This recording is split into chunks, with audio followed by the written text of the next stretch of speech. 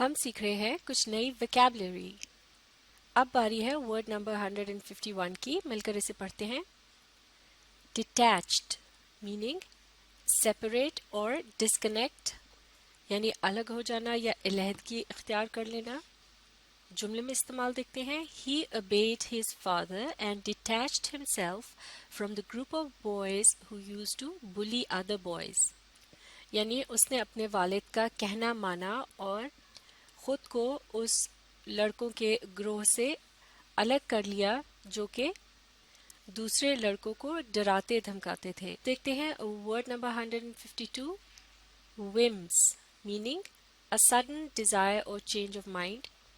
लफ्ज whims जो है ये लफ्ज whim का प्लूरल है, यानी whim जो है ये इसका वाहिद है जिससे मुराद है कि जो अचानक किसी को एक किस्म का खब्त सवार हो जाता है और वो कोई एक ख़ास किस्म का काम बार बार करने लगता है या फिर गोया उसके पीछे ही पड़ जाता है, तो इसे whim कहते हैं। यानी ये एक किस्म की कैफियत का नाम है। जुमले में इसका इस्तेमाल देखते हैं। She bought many things on a whim at the sale but later she realized that many of the items were not so useful।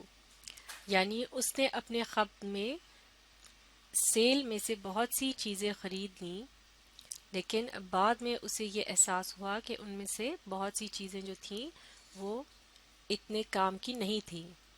तो लिहाजा इससे ये बात समझ आती है कि खब्त से मुराद है एक ऐसी कैफियत के जिसमें आप बग़ैर सोचे समझे अपनी किसी डिज़ायर या ख्वाहिश के पीछे पड़ जाते हैं और बाज़ औक़ात आपको इस बात का एहसास नहीं रहता कि जो काम आप कर रहे हैं वो इतना कोई कारआमद या फ़ायदेमंद नहीं है। तो इस कैफियत को इंग्लिश में whim में मुब्तला होना कहते हैं।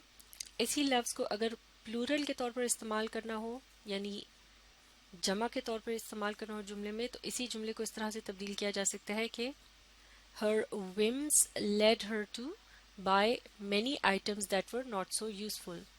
और इसका मतलब ही तकरीबन यही बनता है कि उसके जो ख्वाब थे उनमें मुब्तला होकर उसने बहुत सी ऐसी चीज़ें खरीद लीं जो कि कारआमद नहीं थीं। Word number 153 fallacy meaning a mistaken belief based on unsound arguments। यानी कोई ऐसा ख्याल या एतक़ाद जिसका कोई ख़ास जवाज़ ना हो, यानी उसके मुतालिक कोई ठोस सबूत ना मिलता हो या फिर वो कोई झूठी बात हो, बल्कि यूँ कहें तो बेहतर होगा कि फैलेसी कहते हैं एक बेबुनियाद बात को। जुमले में इस्तेमाल देखते हैं। The notion that the first impression is the last is a fallacy. यानी ये जो एक ख्याल या तसव्वुर पाया जाता है कि जो पहला तासुर होता है किसी शख्स का किसी दूसरे शख्स पर वही आखिरी होता है या आखिरी तासुर होता है, ये एक बेबुनियाद बात है, यानी ये हकीकत पर मबनी नहीं है। यानी ज़रूरी नहीं है कि ऐसा ही हो, क्योंकि जिस तरह से एक और मुहावरा मशहूर है कि वी शुड नॉट जज a book by it covers, यानी ज़ाहिरी जो शक्ल सूरत होती है किसी की उससे हम उसके किरदार का अंदाज़ा नहीं लगा सकते। और जैसा कि ये आमतौर से देखा जाता है कि जो दरवेश सिफ्त या बहुत ही नेक किस्म के लोग होते हैं वो ज़ाहिरी नुमाइश से खासे दूर रहते हैं, लिहाजा उन्हें देखकर अगर कोई ये कहे कि जो उनको देखकर पहला तासुर मिलता है वो शायद यही है कि वो एक आम से इंसान है, तो लिहाजा यही पहला तासुर ही उनका आखिरी तासुर रहेगा। यानी शायद वो अपने ख्यालात या किरदार में भी आम से हों, लेकिन यकीनन ऐसे लोगों के साथ जब आप खासा वक्त गुजार लेते हैं तो बाद में आपको उनकी अहमियत और खुसूसियात के मुतालिक जब पता चलता है तो आप हैरान रह जाते हैं कि बज़ाहिर बहुत ही सादा नज़र आने वाले शख्स जो हैं उनके पास इल्म और हिकमत और दानाई के जो ख़जाने हैं और इंसानों के साथ हमदर्दी करने का जो उनके अंदर जज्बा है वो यकीनन उनके पहले तासुर की तरह कोई आम सी बात नहीं है। तो लिहाजा first impression is the last, इसे हम कहेंगे ये एक फैलेसी है, यानी ये एक बेबुनियाद बात है जिसका कोई जवाज नहीं है। Word number 144 kennel meaning a small shelter for a dog, यानी पालतू कुत्ते के लिए जो घर में एक छोटा सा लकड़ी का या टीन का एक घर सा बना दिया जाता है जिसमें वो जानवर जो है वो धूप और बारिश वगैरह से महफूज रह सकता है, तो इसे इंग्लिश में कैनल कहा जाता है। Sentence: The two brothers built a wooden kennel in the garden for their pet dog. यानी उन दो भाइयों ने बाग में अपने पालतू कुत्ते के लिए लकड़ी का एक कैनल तामीर किया. Word number 155, bayou, meaning a marshy lake or wetland, यानी एक दलदली झील या फिर कीचड़ ज़दा इलाका जो होता है, यानी कोई ऐसी जगह जहाँ पानी ठहरा हुआ होता है. जुमले में इसका इस्तेमाल देखते हैं. Marshy land near a river is called a bayou in the US, यानी दरिया के करीब जो दलदली सा इलाका होता है उसे यूनाइटेड स्टेट्स में बायू कहा जाता है. Word number 156, geologist, meaning an expert of study of earth, यानी ज़मीन की साख्त के इल्म का जो माहिर होता है, जिसे माहिर अर्जियात कहते हैं.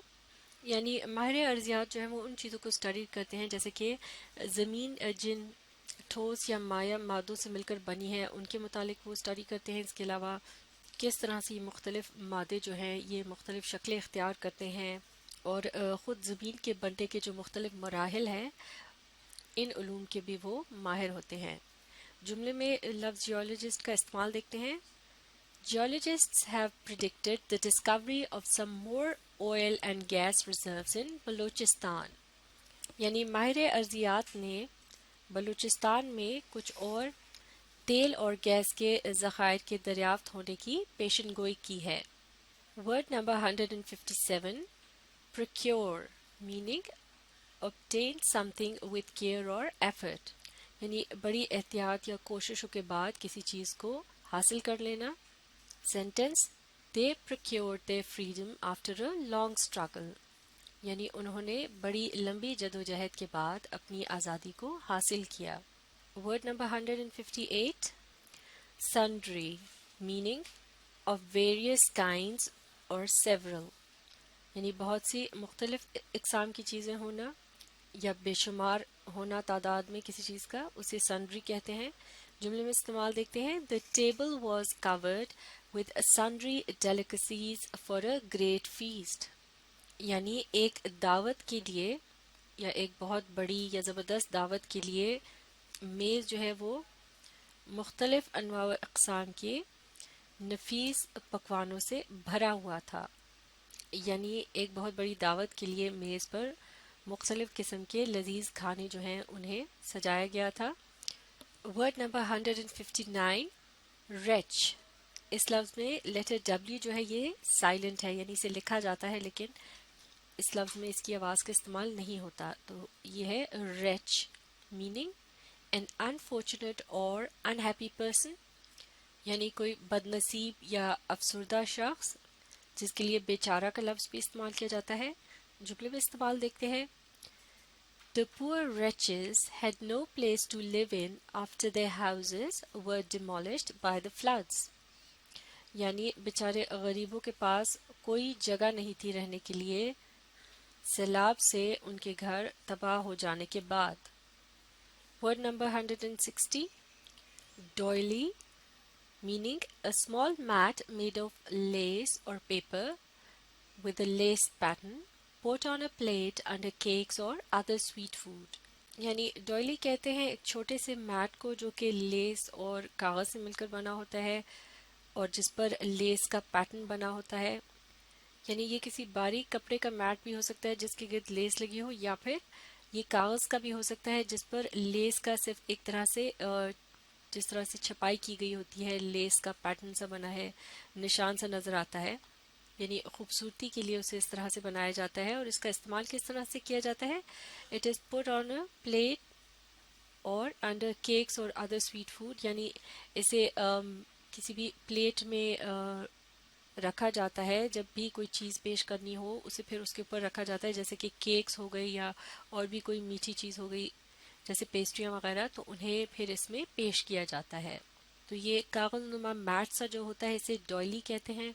जुमले में इस्तेमाल देखते हैं. The pastries were placed in pretty pink doilies, यानी पेस्ट्रियों को खूबसूरत गुलाबी रंग की डॉयलीज में रखा गया था या पेश किया गया था. تو یہاں ترجمے میں بھی لفظ ڈوئلی کا استعمال اس لیے کیا گیا ہے کیونکہ اردو زبان میں اس کے لیے کوئی خاص اس طرح سے ترجمہ نہیں ہے. یعنی اگر اس کے ترجمے میں میٹ کا لفظ استعمال کیا جائے تو میٹ بھی جو ہے وہ بھی دراصل انگریزی زبان کا ہی لفظ ہے. تو لہٰذا اس قسم کا جو لفظ ہو جس کا کوئی خاص اردو ترجمہ نہ ہو اسے اردو میں یعنی اردو اسپیلنگ کے ساتھ ہی اسی طرح سے لکھا جا سکتا ہے، اور بولتے وقت بول چال میں بھی اسی طرح سے یعنی اردو زبان میں بھی اسی لفظ کو اسی طرح سے استعمال کیا جا سکتا ہے. بلکہ اب تو کئی ایک ایسے الفاظ ہیں جو کہ اردو زبان کا حصہ بنتے چلے جا رہے ہیں، جیسے کہ ٹیچر، اسٹوڈنٹ، کلاس وغیرہ. اور ایسا صرف اردو زبان میں ہی نہیں ہو رہا بلکہ خود انگریزی زبان میں کئی ایک ایسے الفاظ ہیں جو کہ دوسری زبانوں سے بورو کیے گئے ہیں یا لیے گئے ہیں اور اب وہ انگریزی زبان کا ہی حصہ بن گئے ہیں. مثال کے طور پر بیلے، ژانر، انٹرپرنر، کیفے، رنیسنس، یہ تمام الفاظ جو ہیں یہ لیے گئے ہیں فرینچ یعنی فرانسیسی زبان سے. اسی طرح سے فیسٹ اور کنڈرگارٹن یہ الفاظ جو ہیں یہ آئے ہیں جرمن زبان سے، جبکہ میٹرو اور پلازا یہ الفاظ لیے گئے ہیں اسپینش زبان سے، لیکن اب یہ انگریزی زبان کا ہی حصہ سمجھے جاتے ہیں. تو یہ تھے چند اور اہم الفاظ. انہیں اچھی طرح سے سیکھنے کے لیے آپ اس ویڈیو کو ری پلے کیجیے اور اس کے ساتھ ساتھ پڑھنے، سمجھنے اور لکھ کر پریکٹس کرنے کی کوشش جاری رکھیے. اس سے اگلی ویڈیو میں ہم چند اور نئے الفاظ کو ڈسکس کریں گے.